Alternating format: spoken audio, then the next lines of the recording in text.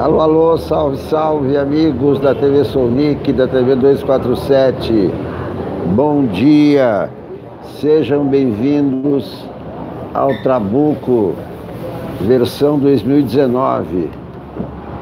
Porque o Trabuco era um programa da Rádio Bandeirantes. Obrigado. Se puder calçar aqui a mesa, que ela tá bamba. Era um programa da Rádio Bandeirantes comandado por Vicente Leporassi e cujo prefixo dizia assim: seu Leporassi agora com Trabuco vai, não é? Seu Leporassi agora com Trabuco vai comentar as notícias dos jornais. Seu Leporassi agora com Trabuco vai dar um tiro nos assuntos nacionais. Então isso era nos anos 60. Eu era pequenininho e eu ouvia a Rádio Bandeirantes. E era exatamente às 9 horas, como agora. Seu Leporassi agora com Trabuco vai comentar as notícias dos jornais. Seu Leporassi agora com Trabuco vai dar um tiro nos assuntos nacionais. E aí o Vicente Leporassi lia os jornais com muito humor, com muita inteligência, era um cara brilhante. E eu ouvindo ali no rádio.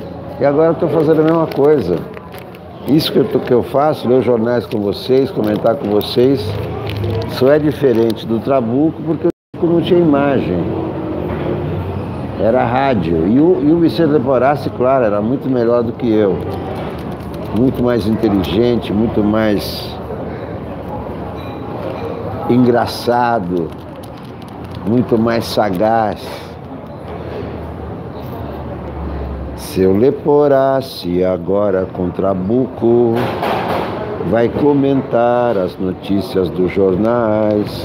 Seu Leporassi agora com Trabuco vai dar um tiro nos assuntos nacionais. É impressionante a coleção. Eu nunca vi ministros tão ruins como os atuais. Olá, Marli Silva, Luiz Antônio. Está aqui a minha média, vou tomar uma média clara. Eu nunca vi uma coleção de ministros tão ridículos, tão ignorantes, estapafúrdios, delirantes. Não sei qual é o epíteto mais adequado. Mas só para pegar os exemplos mais recentes, ontem, a ministra da Agricultura, que é tida como a mais normal, assim, né? Mandou votar um código florestal que exime os proprietários de compensações de desmatamento, ou seja, flexibiliza o desmatamento. O que foi aprovado na Câmara e, segundo o presidente do Senado, Davi Alcolumbre, o Senado não vai votar, porque é um atentado à natureza, um atentado ao meio ambiente, uma decisão que vai afetar até o comércio internacional do Brasil, países que vão deixar de comprar do Brasil por causa disso. Wilkins Diegues, bom dia. Bem, daí o ministro da Cidadania, o tal do Osmar Terra, que é o ministério que substitui da Cultura. Primeiro ele cortou o limite da Lei Rouanet de 60 milhões atuais para 1 milhão. 1 milhão por projeto. Imagina o que você vai fazer com um projeto de 1 milhão. Ontem, ele desdenhou da pesquisa da Fiocruz, que afirma que menos de 10% da população brasileira consome drogas. E o ministro disse que a pesquisa está errada porque há uma epidemia de droga no país. E que a prova disso é que ele andou por Copacabana, Copacabana estava vazia, por quê? Porque as pessoas têm medo de criminosos. E tem medo de criminosos por quê? Por causa do consumo de drogas. Ele disse isso. Ministro da Cidadania. Hoje, mais 2 exemplos do ridículo dos ministros. Esse é o pior ministério da história, não há dúvida. Não há dúvida, é o pior ministério da história. Hoje, no Twitter, o ministro da Educação, os estudantes hoje vão às ruas, em todo o Brasil. O ministro da Educação, Abrão Weintraub, que é o primeiro na lista dos ignorantes, piores da história, etc., já fez 2 coisas absolutamente ridículas. Primeiro, ele mandou o Sérgio Moro colocar a Força Nacional na frente do MEC, armados, é claro, Força Nacional, como se, quer dizer, para rotular estudantes de bandido que vão lá com arma. O estudante não vai com arma, o estudante vai com cartaz e com livro. Mas ele fez isso, pediu ao Sérgio Moro providência, claro, jogando para a plateia dele, né? A plateia dos fanáticos do bolsonarismo. Que no tempo do... Já houve os fanáticos do Apocalipse, agora são os fanáticos do Bolsonaro.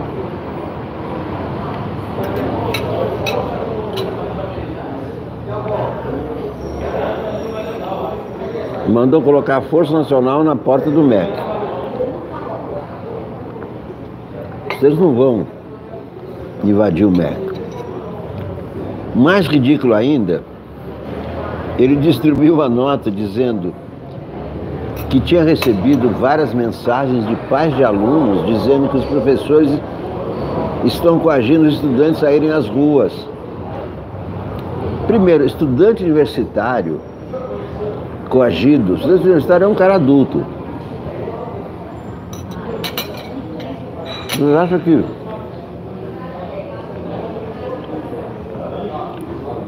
pai de estudante universitário vai reclamar com o ministro?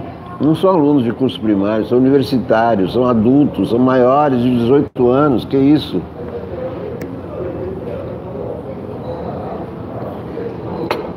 O ministro vem dizer que pais de alunos estão denunciando coação. Professores estão brigando estudantes a ir para a rua. Vocês acham isso possível? Olá, Júlio César. Olá, Sofia Barbosa.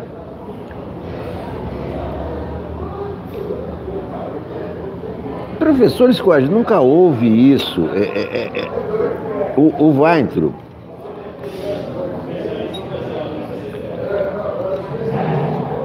tem mais vivência de mercado financeiro do que de universidade. Está no ministério errado. Aliás, não devia estar em nenhum ministério.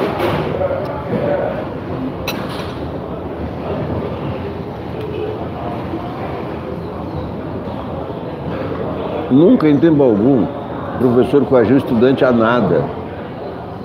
Não poderia, estudantes são adultos, não são crianças.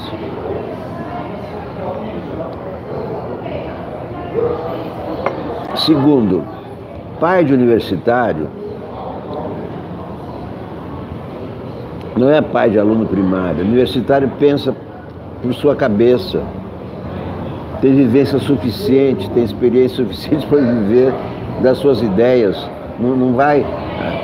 Imagina o estudante se queixar para o pai: papai, o professor aqui, eu estou na faculdade, o professor está me coagindo a ir para a rua. O que eu faço? É um ministro ridículo. Será que os filhos dele, se ele tem filhos, agem assim?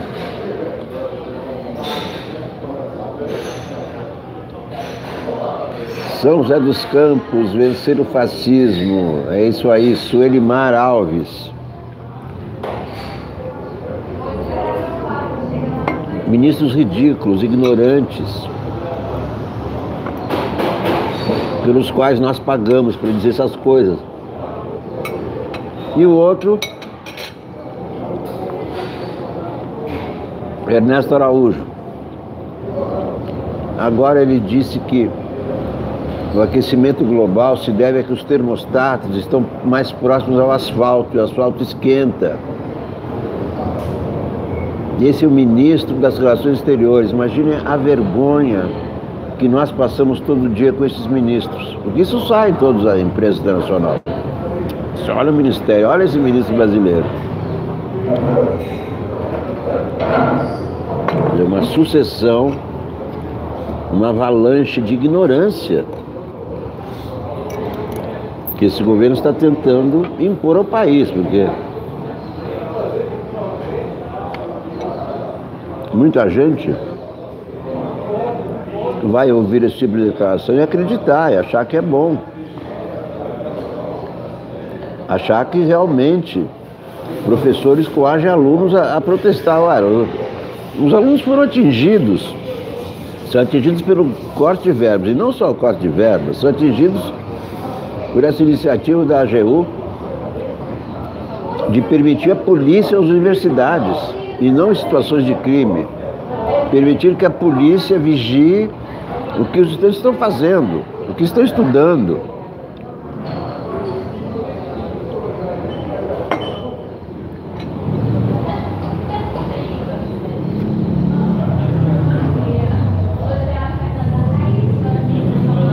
Nunca houve doutrinação nenhuma, em universidade nenhuma. Estudar Marx não é doutrinar Marx. Eu li Marx, no entanto, não sou um marxista. Milhares e milhares. Eu li porque na minha formação, debati no meu tempo de faculdade. Como coisa.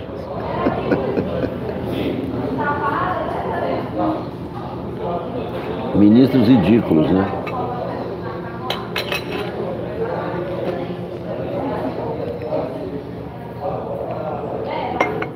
Ministros que dão vergonha.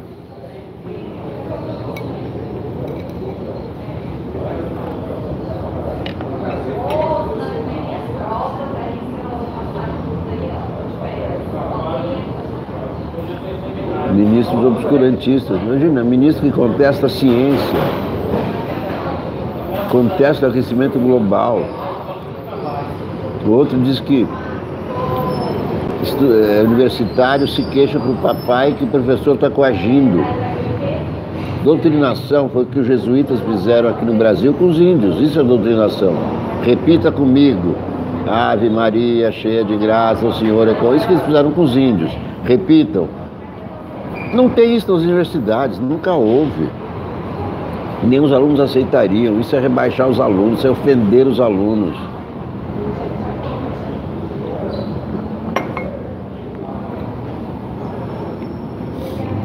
Ofender a inteligência. No universitário tem doutrinação em classe.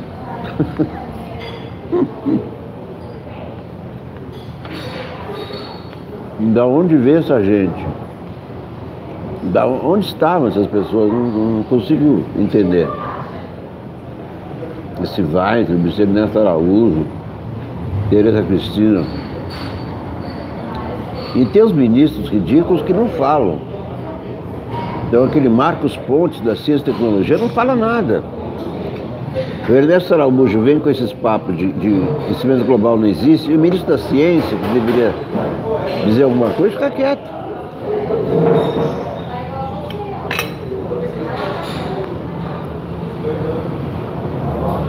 Diz nada.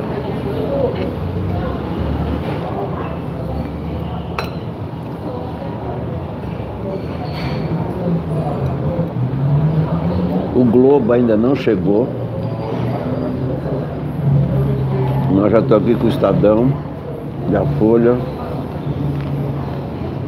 Mas claro que o grande assunto hoje é o protesto dos estudantes, principalmente dos estudantes, mas de todos, que forem às ruas para contestar esse governo.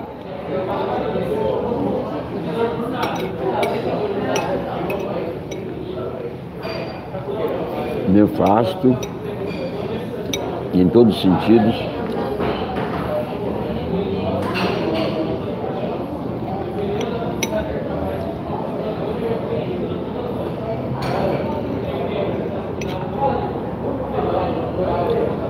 Em São Paulo, concentração, Lago da Batata.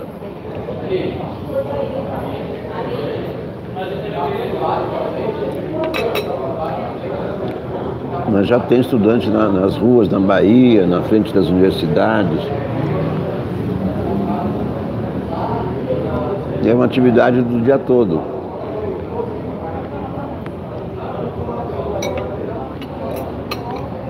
Em defesa da universidade. Defesa da universidade não é só questão de verbas.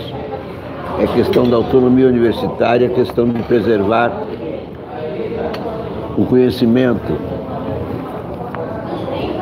É isso que os estudantes estão defendendo. E estão defendendo o futuro do Brasil. Não só porque eles são o futuro do Brasil, mas porque o futuro do Brasil é ligado à ciência, à tecnologia. Se o Brasil não enveredar pelo caminho da ciência e tecnologia, vai perder essa corrida, como já perdeu tantas. Olá, Salomão Cavalcante, bom dia, você de Bauru, é Josué, né? Seu Leporace, agora com Trabuco. Vamos lá, vamos aos jornais então. Daqui a pouco deve chegar o Globo, segundo me disse o dono da banca, Maurício Moraes, do Rio Grande do Sul. Bom dia, bom dia. Enquanto não chega o Globo, vamos ver o que diz o Estadão. Banco Central quer mudar a lei e permitir a abertura de conta em dólar no país.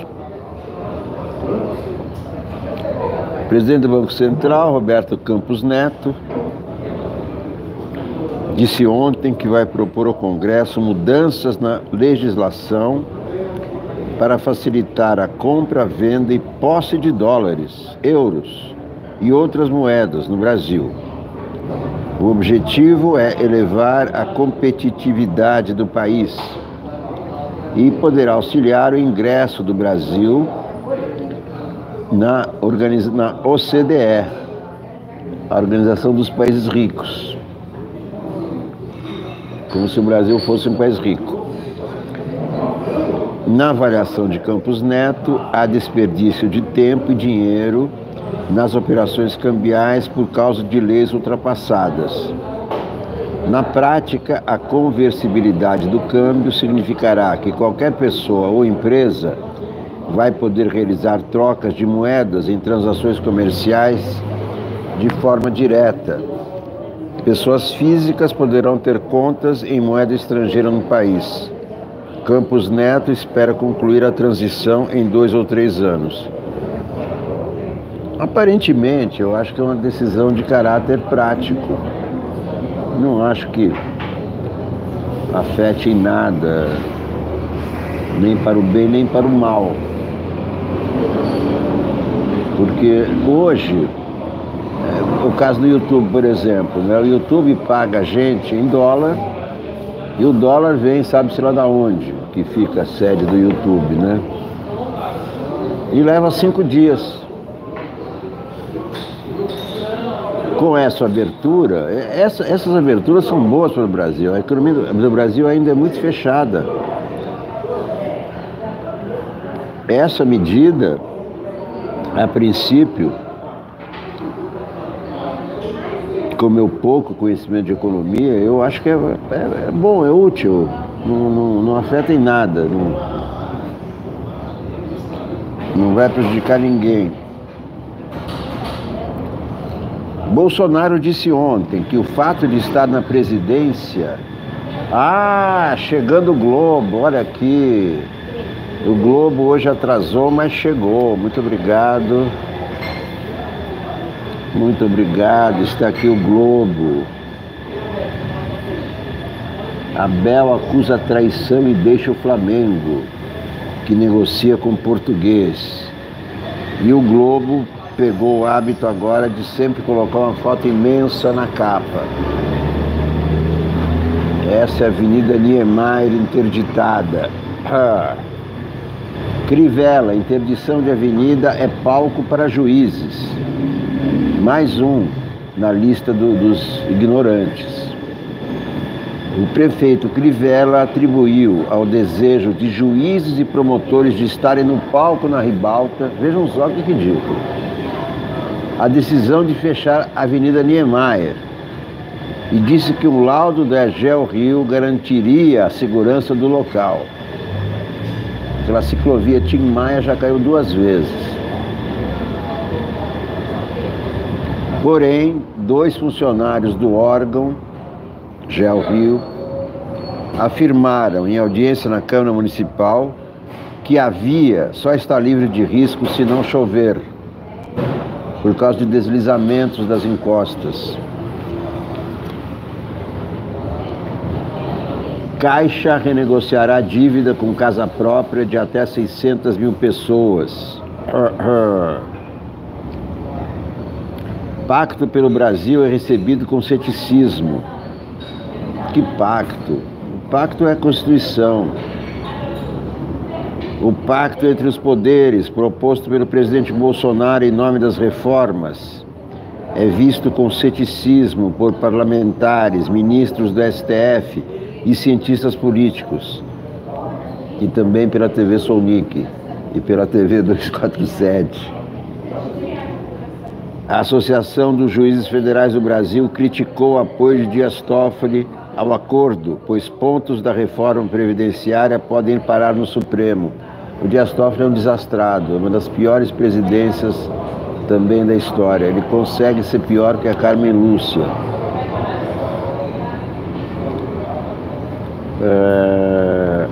Capitalização custará quase 1 tri em 20 anos.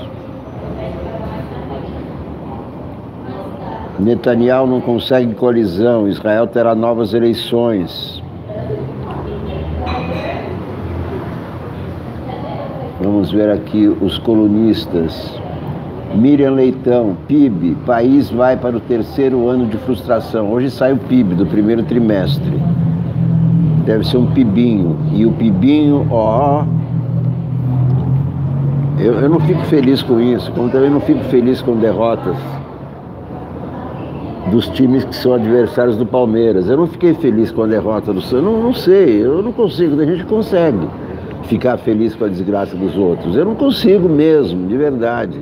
Eu fico feliz quando o Palmeiras ganha. Hoje, por exemplo, é um jogo ridículo do Palmeiras, com Sampaio Correia, 3ª divisão, nem devia ter esse tipo de jogo.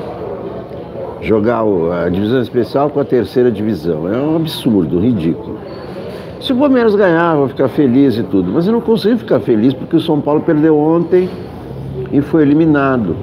Não consigo ficar feliz quando o Corinthians perde, apesar de ser o adversário do Palmeiras. Então eu não consigo ficar feliz com o PIB caindo. Tem gente que consegue. Tem gente que até comemora. Caiu o PIB, que bom, que bom. Eu não consigo ficar feliz com isso. Não consigo mesmo, porque é ruim para todos nós.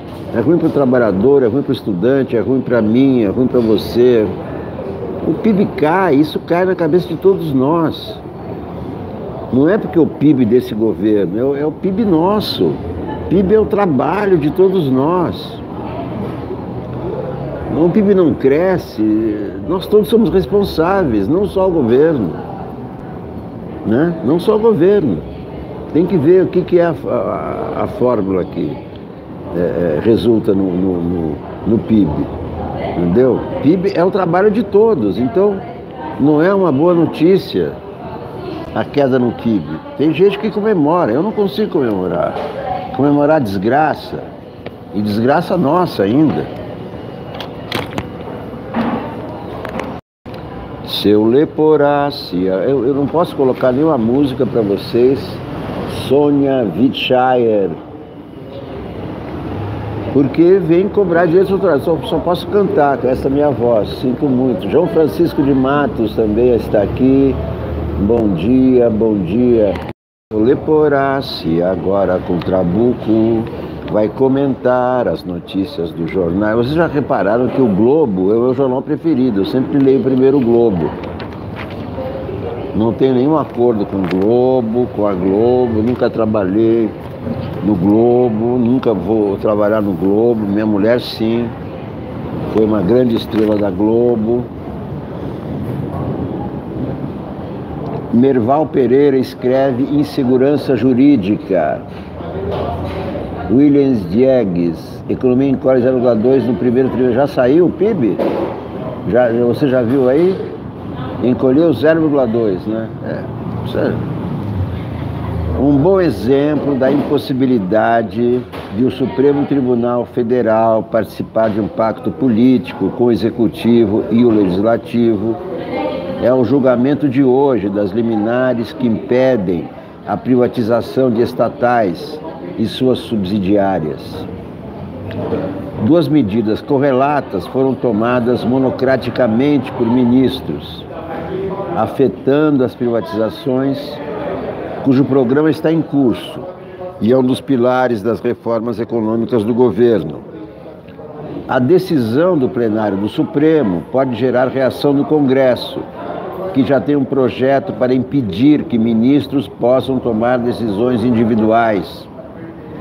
Estudos como o Supremo em Números, realizados pela Fundação Getúlio Vargas do Rio, mostram que o fenômeno da monocratização das decisões, decorrência do enorme número de processos que impossibilita que todos sejam julgados pelo plenário, vem prejudicando a atuação regular do STF. Nada menos que 80% das decisões atualmente são monocráticas. Para o jurista Joaquim Falcão, criador do projeto da FGV, este fato deturpa o sistema, já que a Constituição dá direito ao cidadão de ser julgado pela instituição do Supremo, não por este ou aquele ministro. Esse é o trecho do artigo do Merval Pereira. No país editorial do Globo, no país das chacinas, ampliar acesso a armas é um contrassenso. Na noite de domingo, um grupo de amigos participava de uma festa num bar do bairro Porto Velho, em São Gonçalo, região metropolitana do Rio, quando bandidos passaram atirando. 11 pessoas foram baleadas e 4 morreram. Isso é o editorial, hein? A tragédia poderia ter sido maior, já que no momento dos disparos, 18 horas, o local já não estava tão cheio. O crime, ocorrido na segunda cidade mais populosa do estado, com cerca de 1 milhão de moradores, está sob investigação da Delegacia de Homicídios. Pelo que se sabe, as vítimas não tinham antecedentes criminais. A polícia suspeita que a chacina possa ter sido motivada por disputas entre traficantes e milicianos pelo controle da área. Faz apenas 4 meses que uma outra matança abalou a região. No dia 21 de janeiro, 9 pessoas foram mortas, no intervalo de 6 horas, em 4 pontos de São Gonçalo e Itaboraí. Segundo as investigações, os ataques foram praticados pelos mesmos autores. Mais armas em circulação criam ambientes propícios a crimes como esse de São Gonçalo. O editorial cita mais outros, Belém e Lauro de Freitas. São exemplos da banalização da violência, em que o país se afasta da civilização e ruma para a barbárie. Isso é o que diz o Globo. Editorial do Globo. Seu leporasse agora com trabuco, vai comentar as notícias dos jornais. Seu Leporace, agora com Trabuco, vai dar um tiro nos assuntos nacionais. Naquela época do Leporace se usava o trabuco, se usava a garrucha. Luiz Fernando Veríssimo no Globo escreve a frase. A frase. Há frases que sobrevivem aos seus autores. Em muitos casos, porque são atribuídas a autores errados. Nem o Humphrey Bogart, nem a Ingrid Bergman pediram ao pianista Sam que tocasse As Time Goes By outra vez no Casablanca, o que não impediu que fosse a música mais lembrada do filme. Play it again, Sam. Essa frase não existiu. Joseph Goebbels, ministro da propaganda de Hitler, deixou uma penca de frases para a posteridade. Estranhamente, a autenticidade das suas citações está só agora sendo debatida.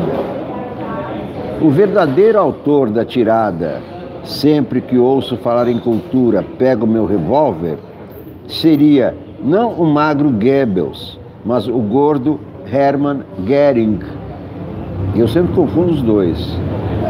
Göring com Goebbels. Göring, Goebbels. Um é magro e outro é gordo. Eu sempre confundo. Que disputava com Goebbels um lugar no coração do Führer. E agora surge outra revelação. A frase fazia parte de uma peça intitulada Schlageter, lançada em Berlim em 1933. Goebbels nunca reivindicou a autoria da frase famosa, porque, de certo, achava que merecia todas as glórias de uma boa sacada, mesmo as emprestadas. Também, como intelectual do regime e atento a tudo que desmoronava à sua volta, inclusive o sacrifício dos seus próprios filhos e o seu suicídio no bunker de Hitler, Goebbels deve ter visto seu final como um misto de castigo pelos seus crimes e triunfalismo trágico pela sua fidelidade. Se todas as vezes em que ouvisse falar em cultura tivesse sido mais rápido no gatilho, talvez o delírio nazista tivesse durado mais um pouco ou menos. Para as crianças no bunker não faria diferença. A frase de Goebbels, que não era de Goebbels, teve várias versões. Groucho Marx: sempre que ouço alguém falar em cultura, pego a minha carteira.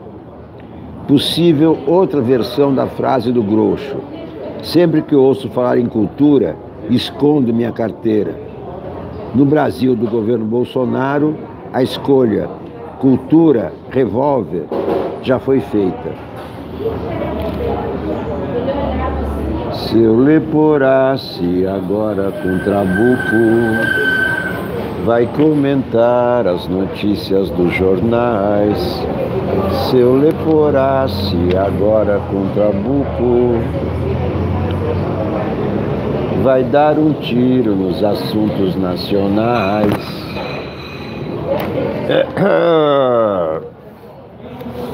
No dia seguinte, descrença. Pacto de Bolsonaro com Toffoli, Maia e Alcolumbre é criticado no STF Congresso. Isso é um pacto que nunca existiu, um pacto foi só para tirar fotos. Um pacto cenográfico. Um dia após o presidente Jair Bolsonaro lançar a proposta do que vem sendo chamado na cúpula do governo de Pacto pelo Brasil, que seria feito com os presidentes dos demais poderes, o ceticismo em torno do gesto marcou os pronunciamentos de representantes do Legislativo e Judiciário. No STF, o pacto pode não encontrar respaldo. Ministros ponderam que nem sempre o presidente da Corte, Dias Toffoli, é seguido pela maioria dos colegas nos julgamentos de temas polêmicos. Ao Globo, o ministro Marco Aurélio disse que Toffoli não tem procuração para representar a corte na articulação de um acordo com os demais poderes. E que acordo seria esse? Aprovar tudo sem ler? É impossível um acordo como esse, um pacto como esse. Ele também afirma que o acerto proposto por Bolsonaro não é viável do ponto de vista jurídico. Ele, pacto, não compromete de forma alguma o judiciário, diz Marco Aurélio Mello, mesmo porque ele, Toffoli, não tem procuração para isso. O pacto é viável na área administrativa, mas na área jurisdicional não existe, porque o Supremo é um colegiado. O presidente Toffoli é o coordenador apenas desse colegiado. Não passaria pela minha cabeça preconizar um pacto, e muito menos ir ao encontro dos demais chefes de poder, onde fosse, para debater esse pacto.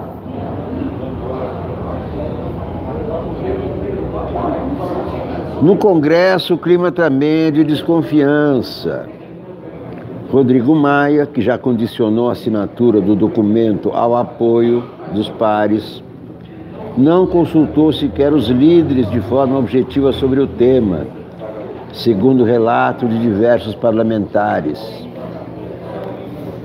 Vamos ver o que posso assinar. Tenho que representar a maioria, limitou-se a dizer Maia ontem. Portanto, nada foi assinado. Esse pacto não existe. Foi só para criar um impacto que em alguns dias já foi dissipado.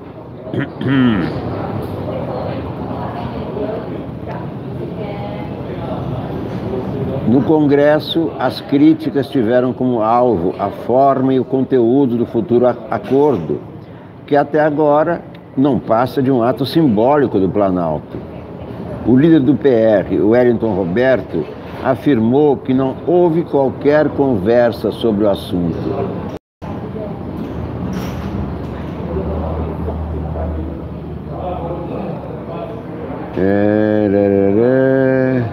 O governo desenha um documento em linhas gerais para ser assinado. A estratégia é garantir o compromisso de Toffoli e Maia. Qual é o compromisso? O compromisso está na Constituição. Acabou. Cada poder independente não pode. O que o Bolsonaro está tentando é colocar uma coleira no STF e no Congresso. Não pode. Ele quer que os outros dois assinem um manifesto de apoio ao Executivo. Não existe isso. Jamais o Maia e o Dias Toffoli vão assinar um documento desse. Porque do jeito que está sendo definido pelo governo, é um documento que submete o Congresso e o STF ao Executivo, o que é inconstitucional.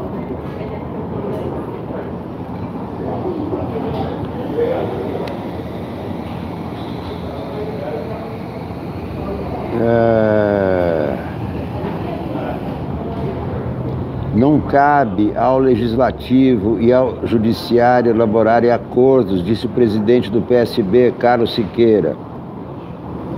Os poderes não assinam pacto. O Congresso é representante de todos os partidos. Não concordamos com esse pacto conservador. Entendemos, por outro lado, que ao STF não compete assinar pacto político, porque constitucionalmente ele não pode entrar na questão político-partidária.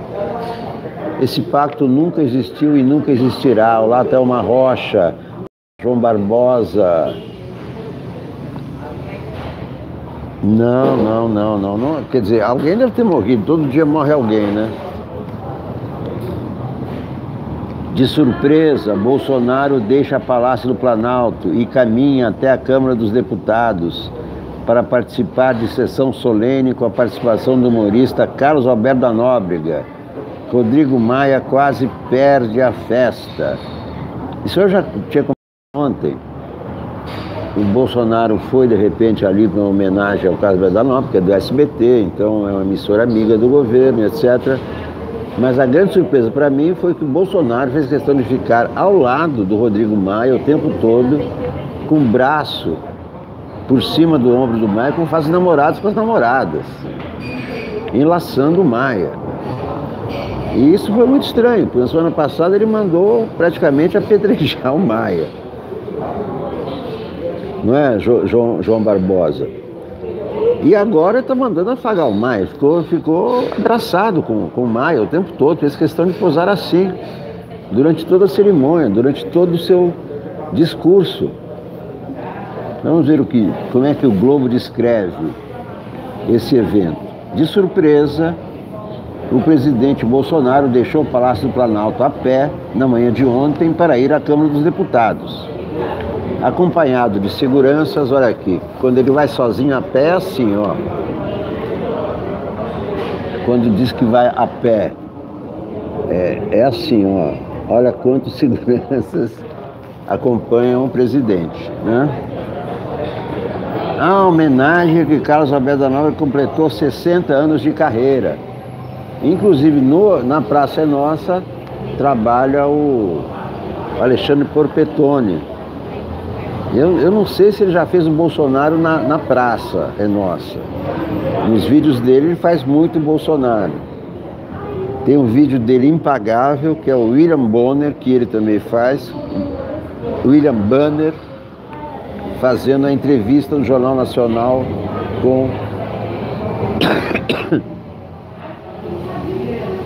com o Bolsonaro, que também o Porpetone faz.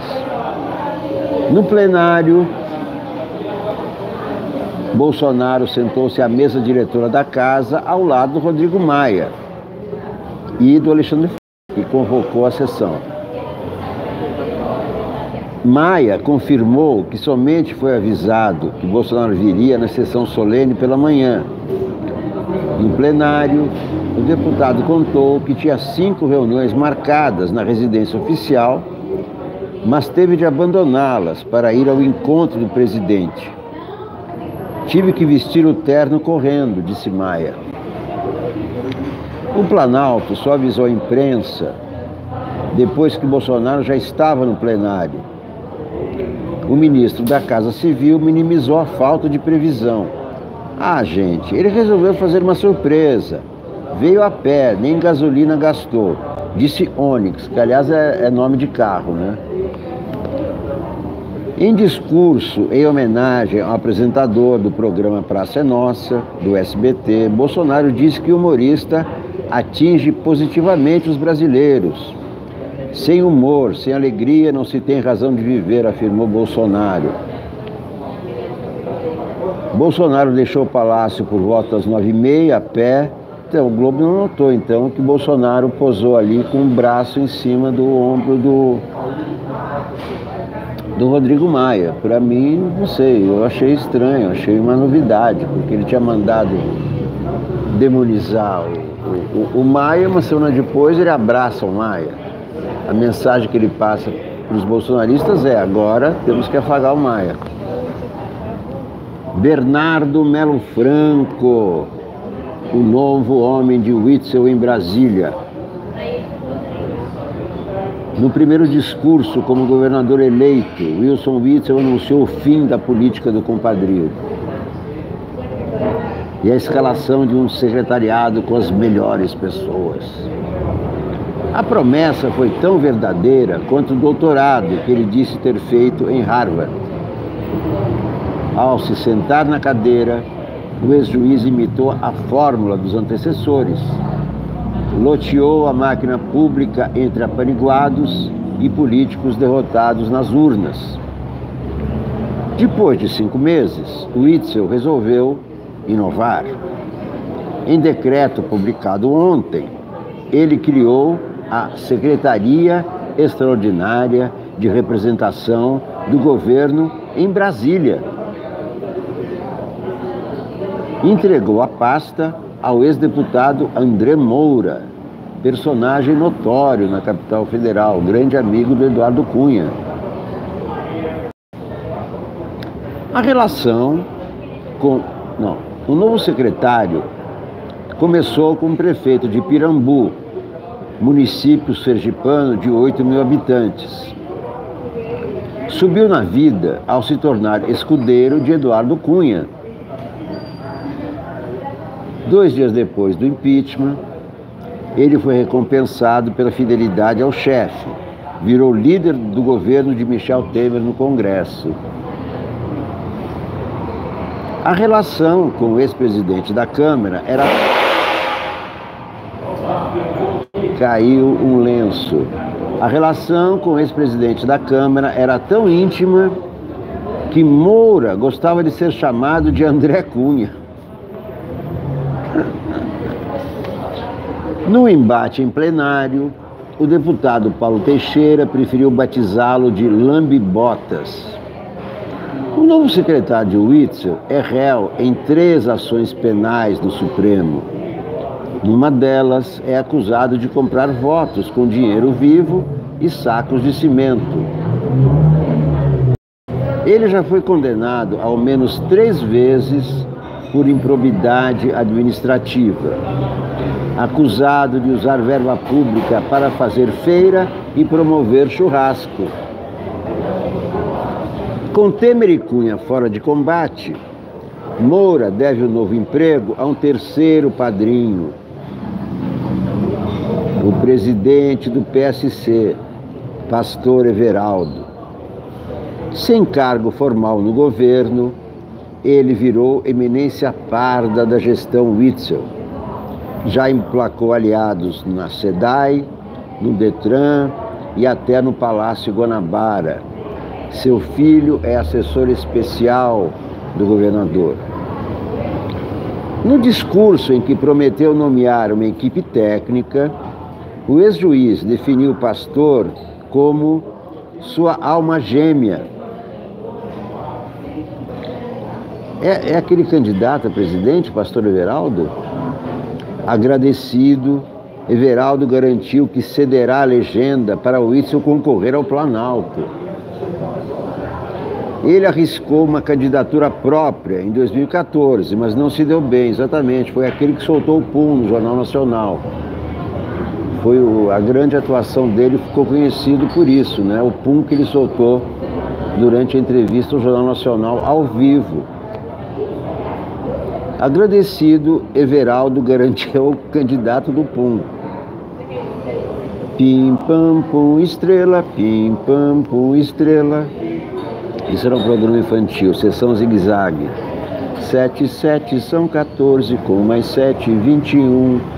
Todo dia da semana um programa pim pam pum. Mas esse foi o candidato do pum. Agradecido, não.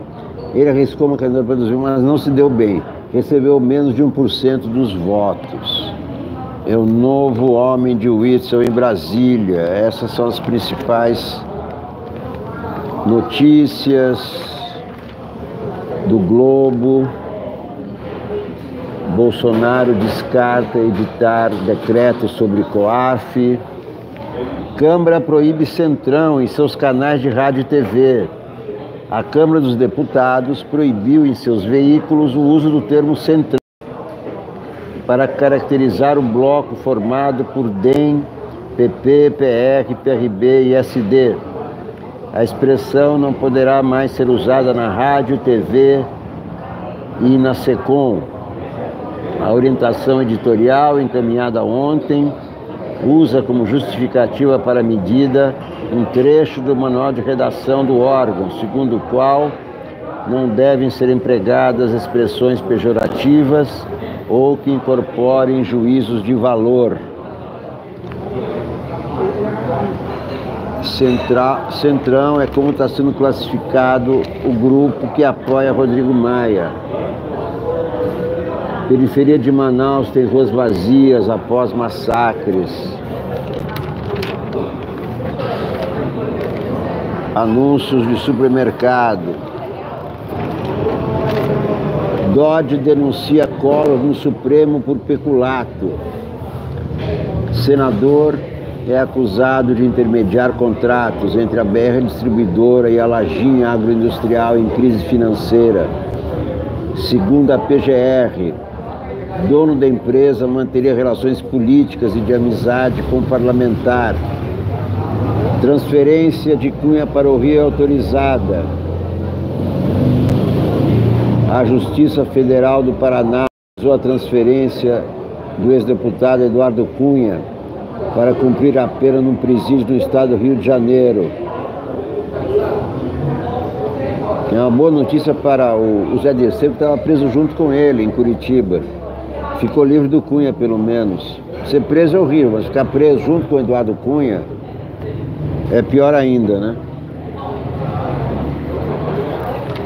Boa notícia para o Zé Dirceu. Crivella reage à ordem judicial de fechamento da Avenida Niemeyer.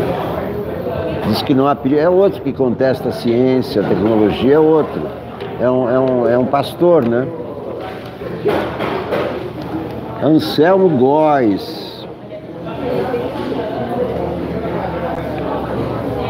Anselmo Góes. Deixa eu ver se tem alguma coisa interessante no Anselmo Góes.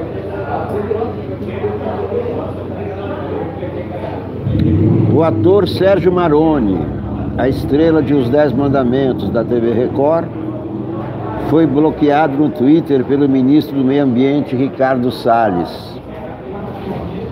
É que o galã é um ativista pela defesa do verde. Fui bloqueado pelo sinistro do meio ambiente. O exterminador do futuro não sabe lidar com críticas e se comporta como adolescente em término de namoro. É outro ministro ridículo, faz parte desse grupo dos piores ministros da história. Não estou exagerando. O STJ condenou José Luiz da Atena e a TV Band a indenizarem um homem que foi exposto na TV como se fosse um estuprador, e não era. A vítima terá de ser indenizada em R$60 mil, com correção monetária.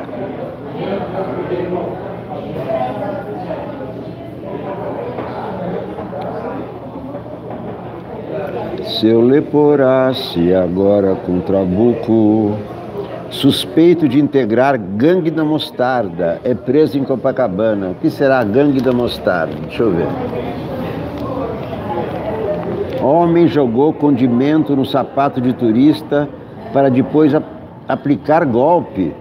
A Gangue da Mostarda, vejam só. Isso parece novela.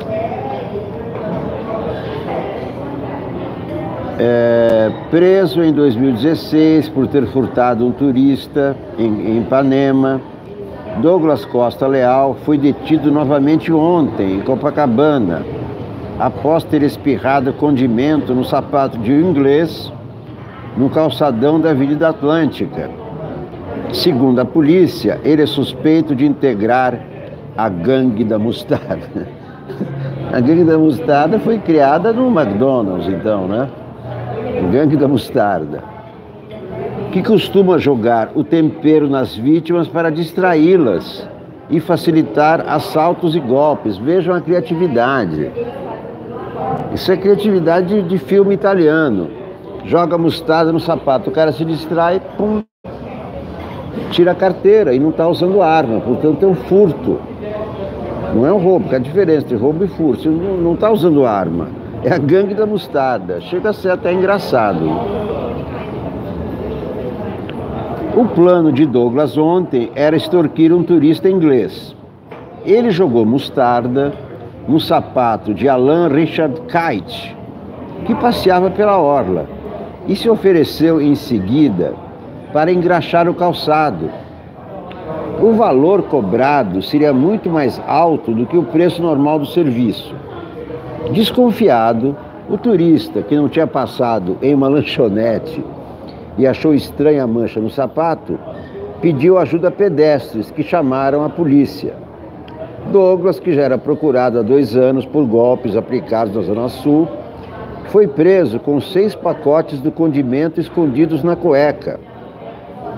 A delegada Valéria Aragão afirmou que a prisão tem muita importância. Bom, então ele se ofereceu para engraxar o sapato, nem roubou nada.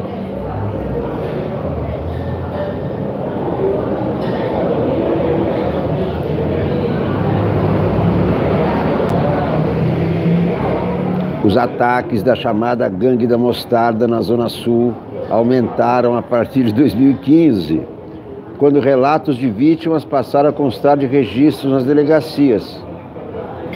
A Gangue da Mostarda, mas o cara nem roubou nada, ele jogou mostarda e se ofereceu para engraxar o sapato.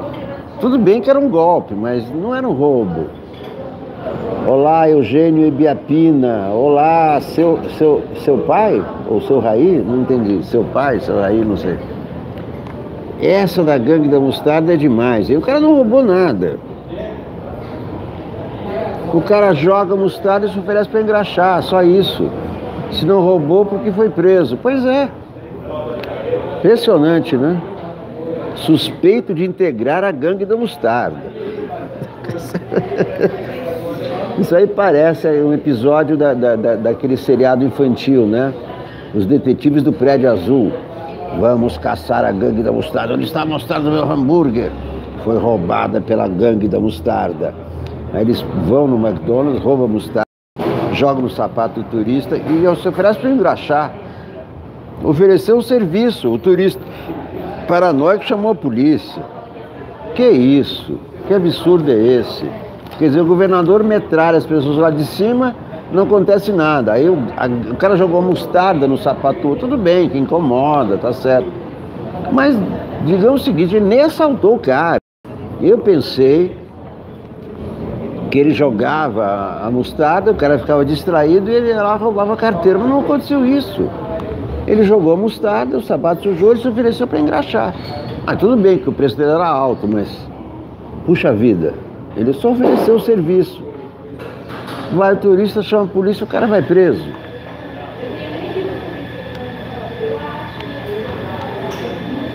Que absurdo. Olhem que foto linda, que mulher linda. Natália Dille. Natália Dille no Globo. Se eu leporasse, puxa vida, passei o programa inteiro lendo só o Globo. Eu acho que eu vou fazer o seguinte, vou fazer o segundo tempo, daqui a pouco, só com o Globo e a Folha, né? Senão vai ficar muito comprido. Né? Com a Gangue da Mostarda, achei assim uma coisa criativa até, criativa. Não é um assalto, tudo bem, é uma intromissão, né? Mas não é assim algo que mereça uma prisão, algo que mereça uma repressão desse tamanho. Chama a delegacia, o cara é da Gangue da Mostarda. Apreendemos 6 pacotes de mostarda.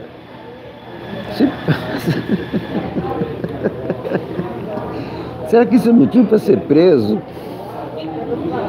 O que você aprendeu ali com o cara? 4 pacotes de mostarda.